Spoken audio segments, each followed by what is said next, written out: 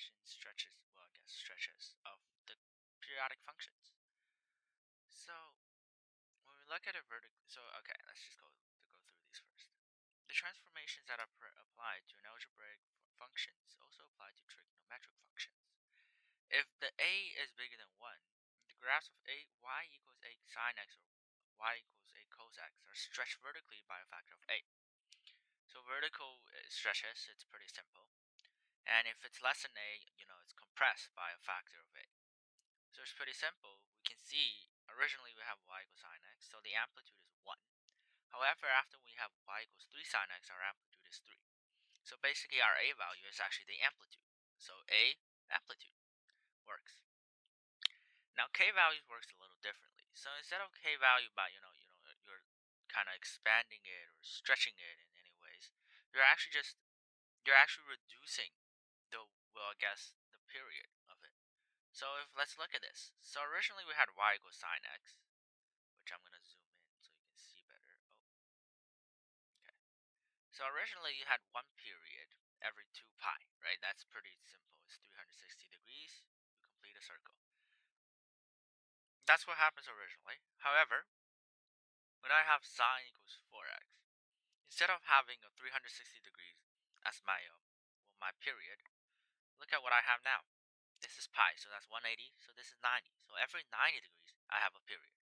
So if k is larger than 1, so if sine equals is y equals sine kx, so we're actually compressing it by a factor of 1 over k. However, since we're not changing the actual values, we're just changing the period, our period can be figured out by 360 degrees divided by k. So for example, if I had a sine equals 6x, so I will go ahead and do 360 divided by 6, which will give us 60 degrees. So we have 60 degrees for our period. If 0 is smaller than k and k is smaller than 1, that means we'll have, an expansion of our period. So originally we have y equals cos x, which is every 360 degrees.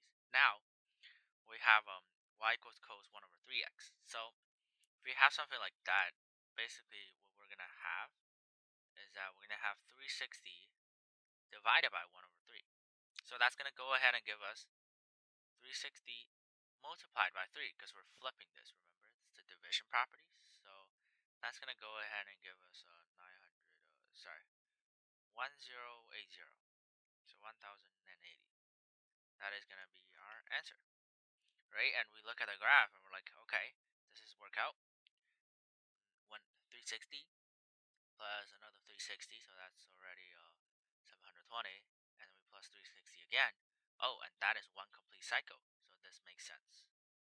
So that now we have introduced ourselves to actually the classes. We're gonna go ahead and do some examples. So sketch one cycle of y equals 4 cos x. I have already gave you the answer because this is a very straightforward question. So originally our axis should have looked something like this. So for example, if this was 1 and this was 1 here, originally we should have looked something like this. So 1.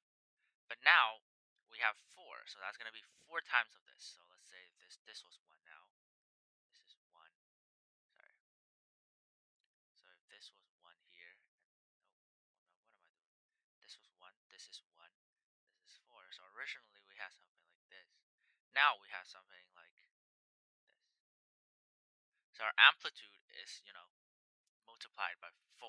So originally our amplitude was 1, and now it's 4. Now let's go move on to the next question. So this is a little more complicated because I really love, you know, these. So first we have to state the domain range. So for this one, domain was x is equal to all real numbers because it goes continuously. However, y can only be a value between 4 and negative 4. So y is bigger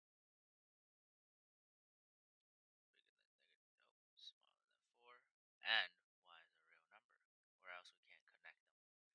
So that is our domain range for this one. We're going to move on to the next. So we're going to first figure out the period first. So remember 360 divided by k, in this case 360 divided by 6, sorry 3, so that's going to give you 120. Let's go ahead and do that. So there's nothing changing to our amplitude. So originally, if we had, okay, this is our, I guess, our zoomed in graph. So originally, this is 120, 180, 360. So if originally our graph should have looked something like this. This was our original graph, and this is our after. This is what happens after. So it is a little more. It's not drawn to scale, so don't judge me. It should have looked something like this. I'm sorry, it should look something like this. This should be our original graph. There shouldn't be like a different amplitude. But yeah, I'm not drawing super good because I don't have a scale. So now let's move on to the domain and range of this. So domain doesn't change for all of these functions for as long as you're dealing with sine and cosine. So domain is always going to be this. And then y in this case, it's going to be, sorry. So our highest value was 1 and our lowest value was negative 1.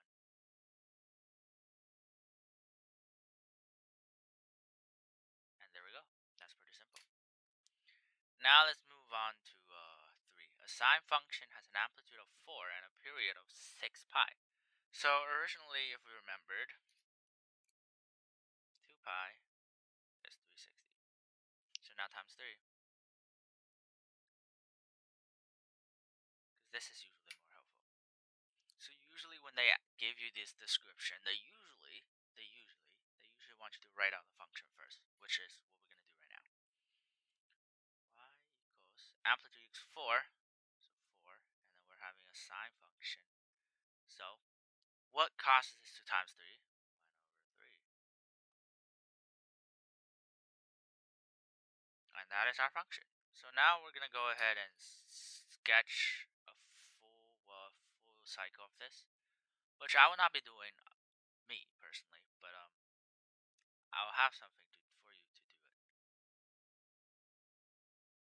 I will use Desmos.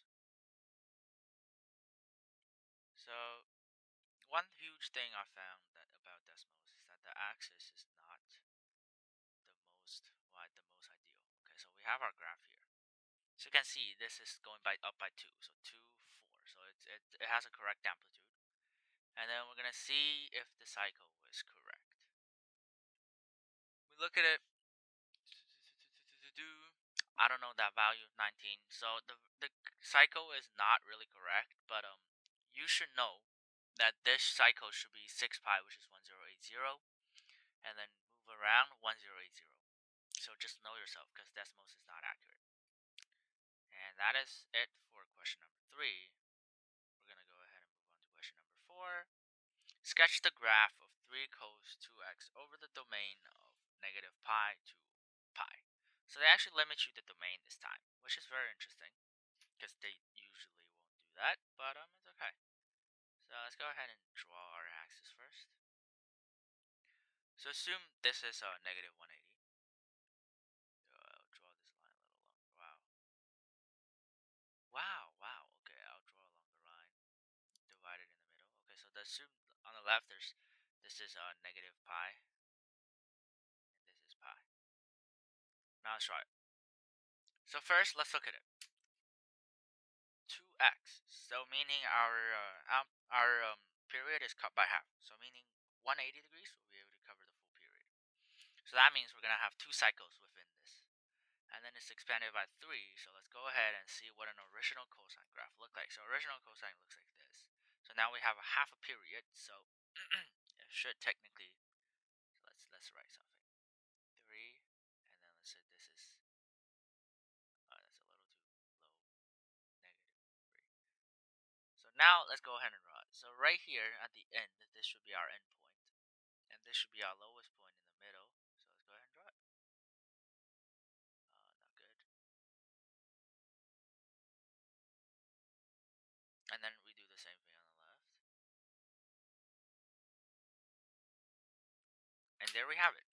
Our full cosine, well, our graph that we have done. And yeah, let's move on to number 5. So writing equations of light waves. This is something that you're going to be doing in physics, and I know it. The sine graph models waves of red light, blue light, where the units of x are nanometers. Write equation for red lights and blue light waves. So it tells us to use exact value at the first one, and B, we're going to use approximate values to the nearest 1,000. So first, let's look at the amplitude. So we notice that the amplitude does not change at all. So that means all it's going to change is the period. So let's see what is going to change to the period. So first, let's draw an original sine graph. See what is going on. So original sine graph is going to have a period. Oh, I draw it a little overdrawn. So this original sine graph is going to have a period of 360 degrees.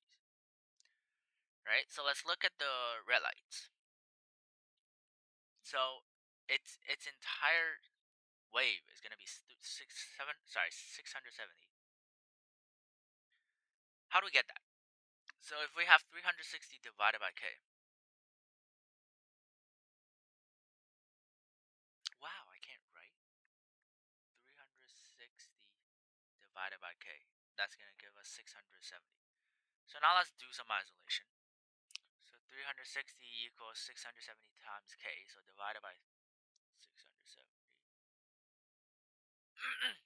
Now, it asks us to do exact values. So you know what that means.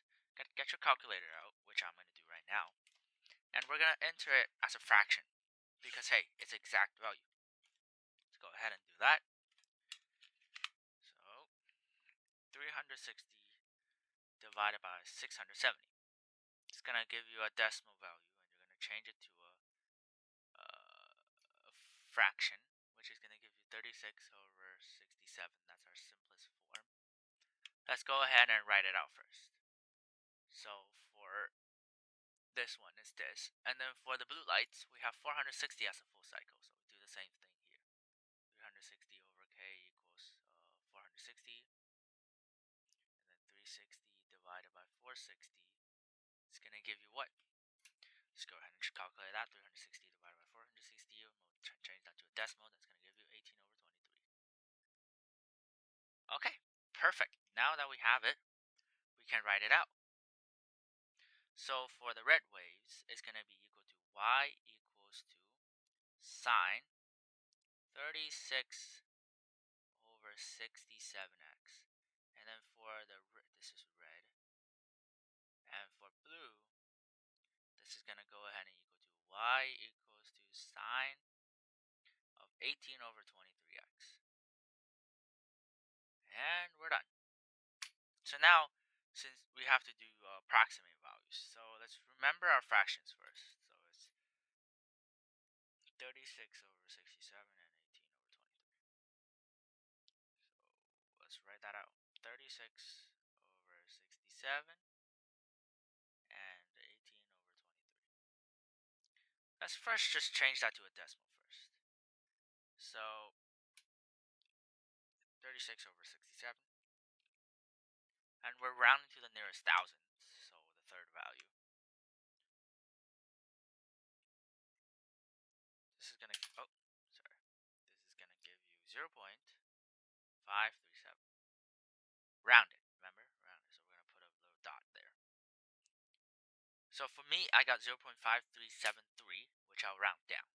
And then for 18 over 23, I have a 0.7826. So since I have a 6 there, I'm going to round up, so 0.783. So obviously this is going to give you y equals sine 0.537x. This is going to give you y equals sine 0.783x. And we're done. So now let's go ahead and move on to the homework. I don't really have a lot of homework questions that I want you to specifically do. However, I just want to quickly go through all of these.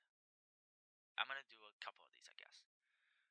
So one cycle, I'm not going to sketch it, but I will tell you some characteristic of it. So that's basically our, we have a lowered cycle. So our period is actually 180 degrees now. And for C, we have 360 divided by 6 period, which is 60 degrees as our period now, which is pretty simple. 4 is pretty easy. 5 is pretty easy, 6 is pretty easy. Okay, so let's just look at these graphs. Determine the equation. Okay, let's do it fast.